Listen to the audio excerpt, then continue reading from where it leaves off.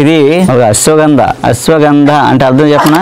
అశ్వ అంటే గుర్రం, గంధ అంటే వాసన. అంటే ఇది మామూలుగా ఉన్నప్పుడు గుర్రం వాసన వస్తుంది అనమాట, అందుకు అశ్వగంధ అని పిలుస్తారు. కానీ గుర్రం అంత బలం వచ్చేస్తుంది అనమాట మనకి తింటే, ఇది గుర్రం వాసన అవుతుంది. కానీ ఇలా తింటే ఇది మనకు కొంచెం సైడ్ ఎఫెక్ట్ ఉంటుంది. దీన్ని ప్యూరిఫై శుద్ధి, కొన్ని మూలికలు శుద్ధి చేయాలి. శుద్ధి చేస్తే వాటిలో మెడిసినల్ వాల్యూస్ పొటెంటైజ్ ఇంకా శక్తివంతం అవుతాయి అనమాట, ఇంకా శక్తిగా పనిచేస్తుంది, సైడ్ ఎఫెక్ట్లు ఉండవు. ఇది శుద్ధి చేయాలంటే ఏం చేయాలి?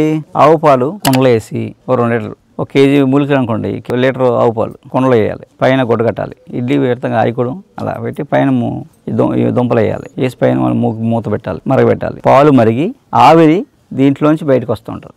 అలా వస్తుంటే వాసన చూస్తుంటే గుర్రం వాసన వస్తూ ఉంటుంది. ఎప్పుడైతే గుర్రం వాసన పోయి బిస్కెట్ వాసన వస్తుందో, మంచి వాసన వస్తుందో ప్యూరిఫై అయిపోయిందని అర్థం. దాన్ని ఎండబెట్టి పొడి చేసుకుని వాడుకోవాలి అలా అన్నమాట. అప్పుడు దీనికి ఫలితం ఉంటుంది. మళ్ళీ జనరల్గా దీన్ని తెలుగులో పెన్నేరు అని పిలుస్తారు. పెన్నేరు ఇది వంగ ఫ్యామిలీ, వంగ చెట్టు ఉందా, వంగ చెట్టు ఫ్యామిలీ. పేరు లేని జబ్బుకి పెన్నేరు వైద్యం అనేవారు అనమాట. పేరు లేని జబ్బుకి పెన్నేరు వైద్యం అంటే ఏంటి? ఒక పేషెంట్ వచ్చి ఏం చెప్తున్నాడు అనుకోండి, ఏం అర్థం కాదనుకోండి, ఆ జబ్బు ఏంటో తెలియదు అనుకోండి, ఈ పెన్నేరు శుద్ధి చేసి ఇది ఇచ్చేవారు, తగ్గిపోయేది అనమాట. అలా ఏంటంటే సర్వరోగ నివారణగా వాడుకోవచ్చు.